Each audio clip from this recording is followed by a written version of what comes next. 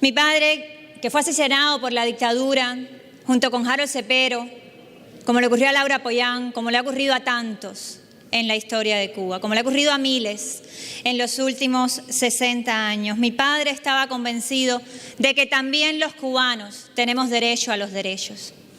Y por eso nos reunimos aquí, para ratificar los derechos que queremos y con los que nos comprometemos, pero también para comprometernos con acciones concretas en favor de ese cambio, para comprometernos con la denuncia a la ilegitimidad de ese régimen, de ese gobierno puesto a dedo por Raúl Castro, una dictadura, unas personas que los cubanos no hemos elegido y que por tanto no pueden ser legitimados por la comunidad internacional.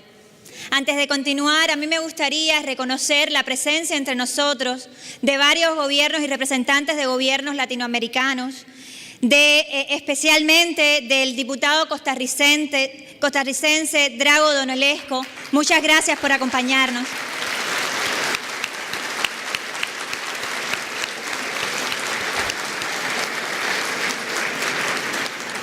A los representantes también de los gobiernos europeos que aquí se encuentran presentes, a los cónsules de Taiwán que también nos acompañan.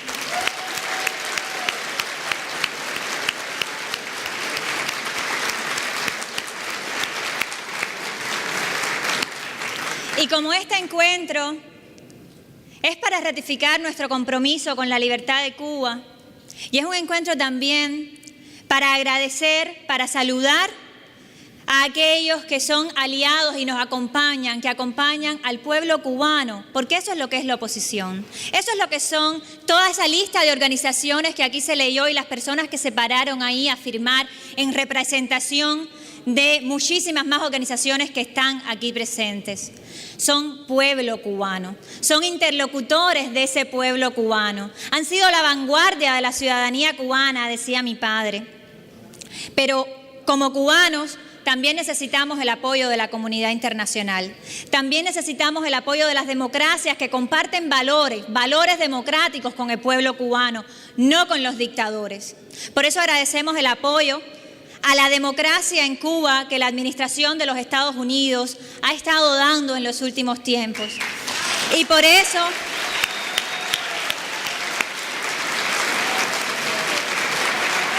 así es.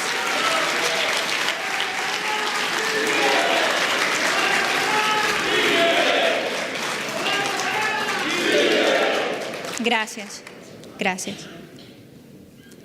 Y esperamos que el compromiso con la democracia en Cuba, como con la estabilidad y la paz en toda la región que ha asumido los Estados Unidos, sea también emulado por los gobiernos de las Américas Latinas.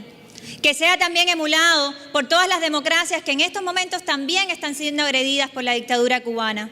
Por todas esas razones es para mí un inmenso placer poder saludar y darle la bienvenida al escenario a la Subsecretaria de Estado para Cuba y Venezuela. No por gusto Cuba y Venezuela, son un mismo régimen criminal, son una misma dictadura comunista. Es un honor para mí dejarles con las palabras de la Subsecretaria Carrie Filipetti. Muchas gracias.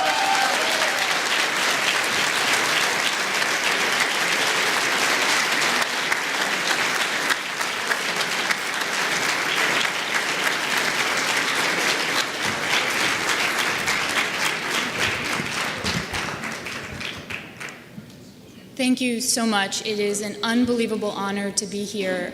I joined the U.S. government because of how many gifts democracy and freedom from this country has given me. And to be among so many people, Congressman Diaz-Balart, Rosa Maria Paya, all of you here, Secretary General Almagro, it's just such a humbling experience. Thank you so very much for including the United States in this experience.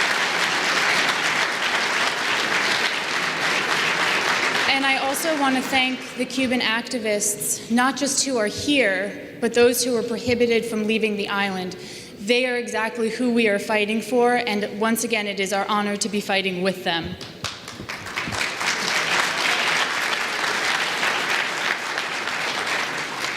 I was asked to come here to share where the United States stands on Cuba, and the answer is very simple. Wherever you stand, we stand.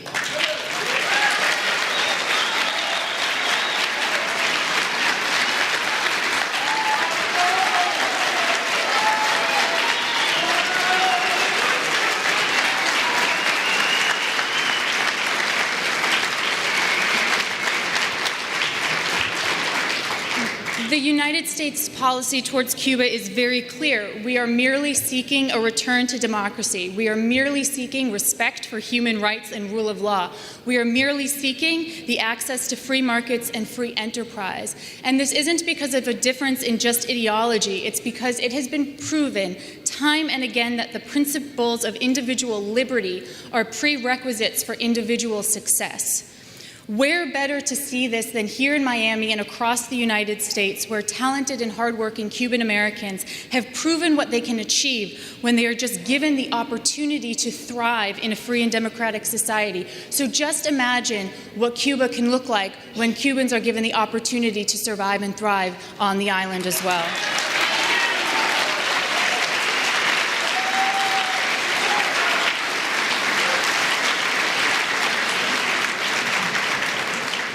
But as you all know all too well, that is not the reality today. The Castro regime continues to deprive Cubans of their fundamental human rights and freedoms, including most especially freedom of expression and freedom of assembly. And often this deprivation is done violently.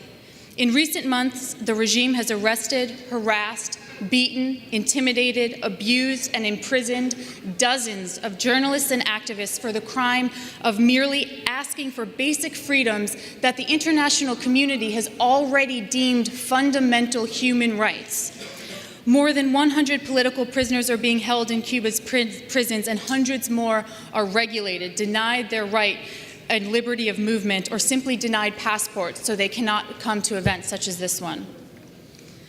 I want to take the opportunity to recognize 3 such human rights defenders, 3 out of many, who have suffered the regime's abuses in recent months.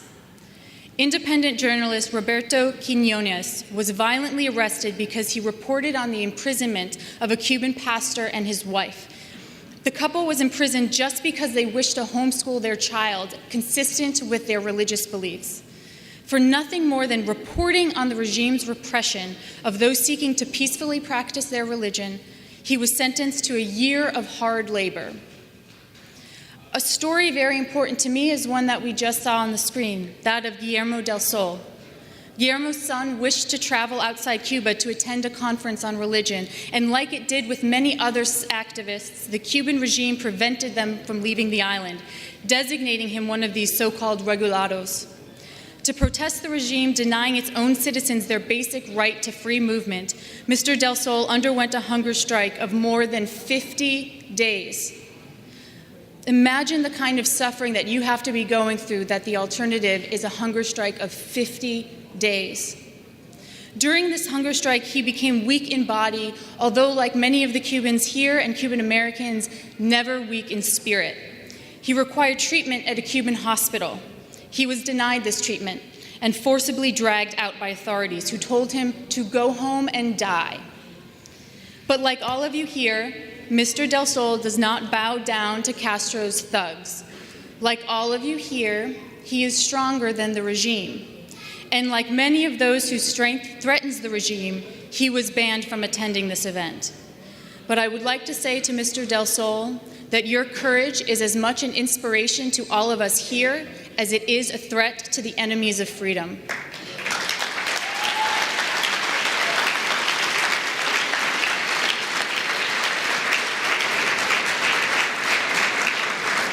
Finally, another name that we have heard a number of times tonight, José Daniel Ferrer, the founder of UNPACU, was arrested at his home on October 1st along with several other activists.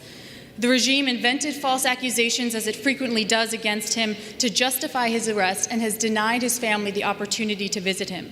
He has not been seen in 3 weeks, and recent video that just came out today indicates that his wife was arrested merely for seeking to see proof of life. The Castro regime must immediately disclose his location. They must disclose his condition, treat him humanely, and release him and all of the other activists from detention without conditions.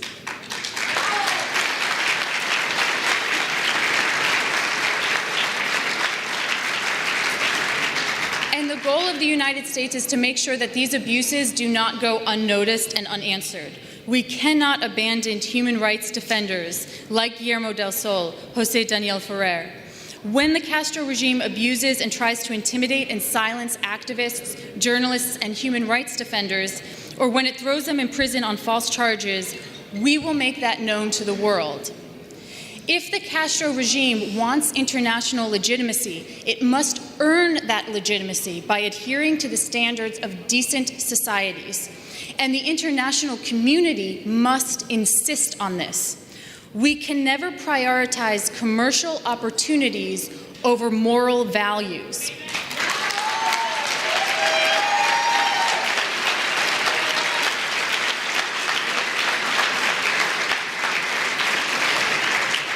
We must, as an international community, demand the regime stop harassing and detaining peaceful activists and independent journalists. We must demand that they release political prisoners, provide for a democratic and prosperous future for the Cuban people. Because while the regime tries to silence its own people, it cannot silence the whole world. The Castro regime requires economic resources to maintain its grip on power. And in particular, the Castro regime is dependent on shipments of Venezuelan oil, shipments that the legitimate government of Venezuela has declared categorically illegal. Castro's military and intelligence services, as Rosa said, do not merely support the former Maduro regime in Venezuela. The parasitic relationship between the two makes them one and the same. They are indistinguishable. The reprehensible relationship perpetuates the suffering of not just the Cubans, but also the Venezuelan people, suffering that has led to over 15% of the population of Venezuela fleeing the Maduro-made crisis, representing the single largest displacement of individuals in the Western Hemisphere's history, and the largest displacement outside of war and natural disaster in the entire world. And the Castro regime gets its money for this repression through state control. The Cuban military controls approximately 50% of Cuba's economy, including much of its tourism infrastructure, which provides the regime with foreign currency. And this is because the Castro regime does not see its citizens as humans, it sees them merely as commodities to be profited from. And a key example of this is that the regime sends more than 50,000 medical staff overseas to work in harsh conditions and confiscates up to 75% of their salaries. The confiscated income of Cuban doctors is the single largest source of income for the Cuban regime, making up over $6.4 billion in 2018. This is exactly why we are focused on denying the Castro regime access to these illicitly gained financial resources.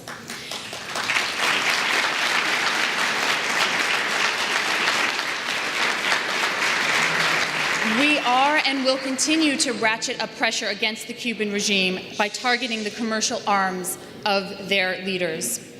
In particular, in recent months, the U.S. government has restricted specific forms of travel that disproportionately benefit the Castro regime.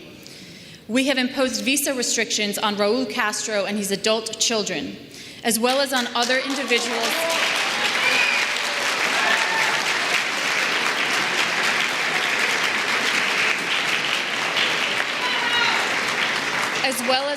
individuals who are directly responsible for violating human rights in Cuba and Venezuela, and the dynasty of regime insiders who stand to inherit the largesse of the Cuban regime after he is gone. We have constricted the flow of stolen Venezuelan oil shipped to Cuba. We have introduced restrictions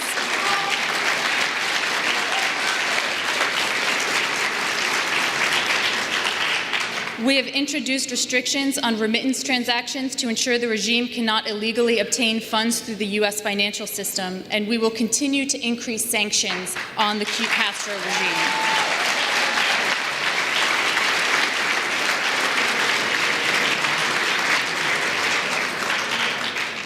Gathered among so many activists for democracy and freedom in Cuba, this is an appropriate venue to announce the U.S. government's latest actions targeting the Castro regime. Today, at Secretary Pompeo's request, the Department of Transportation issued a notice suspending scheduled air service between the United States and all airports in Cuba except for Havana.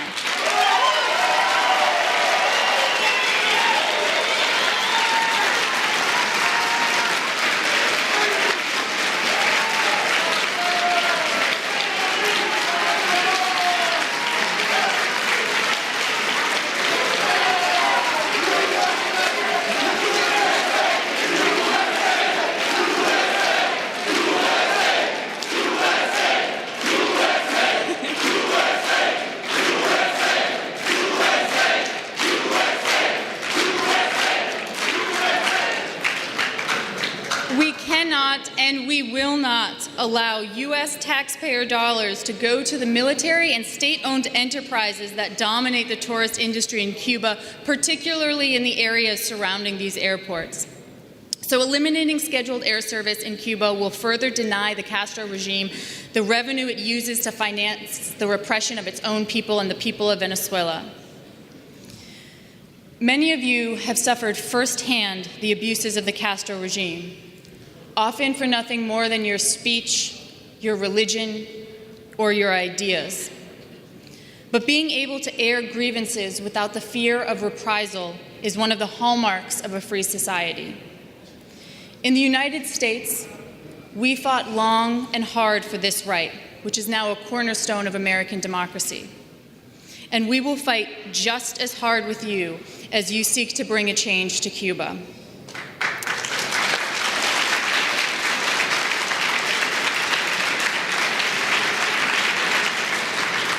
And this does not happen all at once.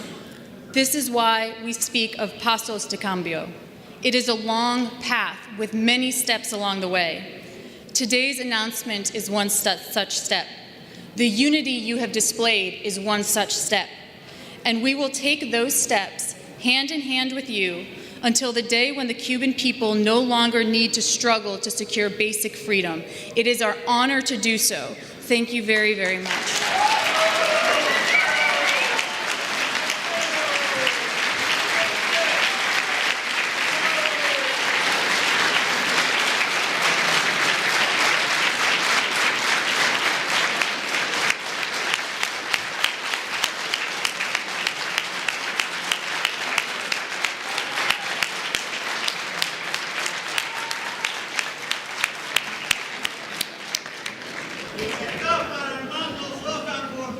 Libertad.